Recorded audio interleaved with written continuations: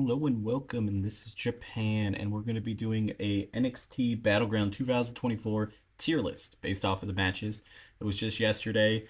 Overall, I guess I'll give my opinion at the end of the thing, but we'll just jump right into the match with like the first one was the six pack of a ladder match for the newly minted North American Women's title.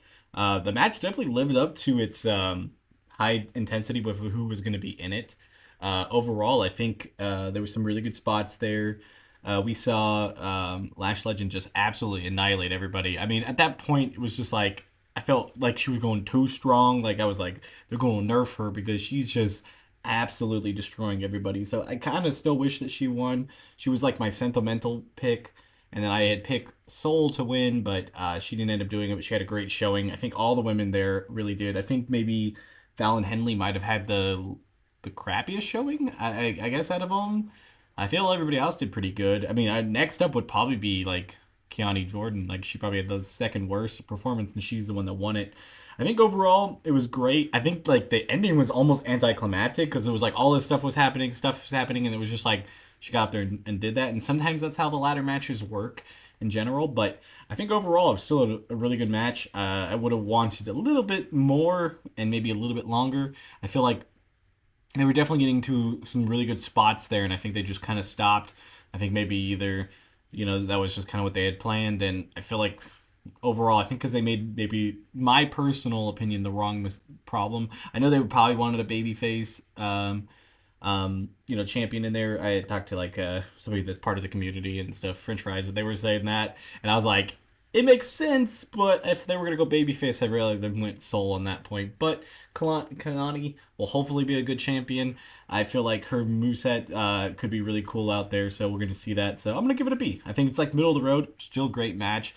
Definitely was a PLE match, great opening match. Just not the best one out of the card, which is understandable. Sometimes you want that later card to be better, anyways. So we'll go on to the next one. We had the tag team titles with Axiom and Nathan Frazier versus the Good Brothers.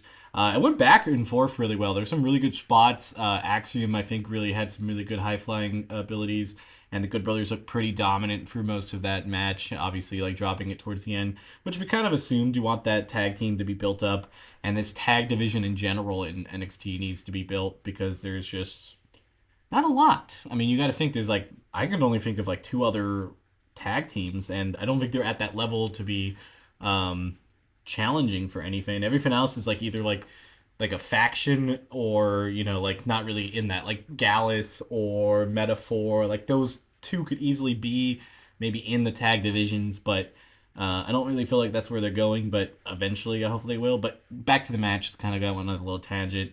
I think the match overall was pretty good. I definitely did like that match above the ladder match. I'm gonna put it in A. I feel like it was just a really good, solid match. We got some really good spots. Axiom absolutely showed out like he does every other time. Nathan Frazier did great, and the Good Brothers look good. I would like to see this match again. I wouldn't mind them running it back at Heatwave, and maybe having a different result. Next up, we have the underground match. I'm gonna be very fair with you. I'm not a big fan of it. I don't know why, because it honestly seems like an interesting concept, and maybe it's just Shayna Baszler because like I don't know. Shayna Baszler is very very talented, but I just don't like her matches. I don't like that MMA style inside of WWE with not like having I don't know a sense of like hardcore abilities to it because it's just like punching and grappling and then like even the ending was like Lola went up there and just kind of wailed on her and it was like the ref called it kind of pointless because it felt like the match was right there. Shayna Baszler just went after people in the match. It just felt very confusing, and I felt like even though Lola won and it really should have put her over, I don't think it really did anything. And like just to put it in perspective, I was watching this with my partner who's been really into wrestling with me. They took a nap. They just were like they had no interest on watching this match, and I was struggling to keep my eyes out on it because it was just like there wasn't much of an interest. I like both women. I really like Lola Vice. I think she's going to be probably a NXT champion, maybe within like a year or two. Definitely a North American title contender. Like I thought she was going to win it before this, before she got into this rivalry and stuff. But overall, man, I think It just wasn't there for me, so I'm gonna put it in D. It's probably my lowest match of the entire year. Um, yeah, for sure. I would say that it's probably as close to Jimmy and Jay. That was probably my least favorite map on the calendar year so far, like of the PLEs. Definitely NXT, probably my least favorite match. So yeah, D. But then we'll go to the opposite side of things of everything good is the triple threat for the NXT North American title. This could have easily been the main event. Um, Obafeti just is a beast. Everything he does looks good. Everything that Wesley does is great. And then having Joe Coffey in there, which we kind of knew he'd need the pin, the pin person. Like he still went up there and showed up everybody. Like even in right before that, they had a promo package, and all they talked about was Obi and Wesley. And then it was like, oh, well, definitely no way that Kavi's gonna get much of anything. Um, it was like kind of lame with that, but like he still went out there and was like, okay, well they don't put any respect on me. I'm gonna go out there and show up. And I think overall that match was just amazing. The spots that they did and all the high flying when Obi tossed Wesley into that was just like amazing. He literally tossed a man, and he also caught Wesley at least 3 or 4 times, and that was just a pure dominant performance. Even having like the deck stacked against him with Gallus coming out there, I think it was just a great match. It was my favorite match of. Do I want to say like out of all the NXT events this year? It might be, except for like the last Oba Fett match was also really amazing. I don't remember the last PLE that he was on, but that one where the triple threat was also really good. That one had more spots, I think, that were like more strength spots, but everybody showed up. I mean, Wesley is amazing. I've never really watched Joe Coffey, but I'm like, I think he did pretty good with that. Definitely the triple threat thing actually really worked out, and we saw some really good spots. So I would definitely say S tier. Next up, we got the women's championship match: Jordan Grace versus Roxana Perez. This was what I was most excited about. I love Roxana Perez. She's like my favorite wrestler in NXT right now. Other than like maybe Oba Fetty, like definitely favorite women wrestler. She did a lot of great shit out there, and I think she definitely showed up saying like, oh yeah, this is the TNA champion, and did great. I think a lot of those cool dominant spots. The ending was kind of crazy too, because like she went into like almost a no sell finish to Jordan Grace, and pinned her with. I was like, wow, I didn't actually expect that, but it was pretty like turn the tide type thing.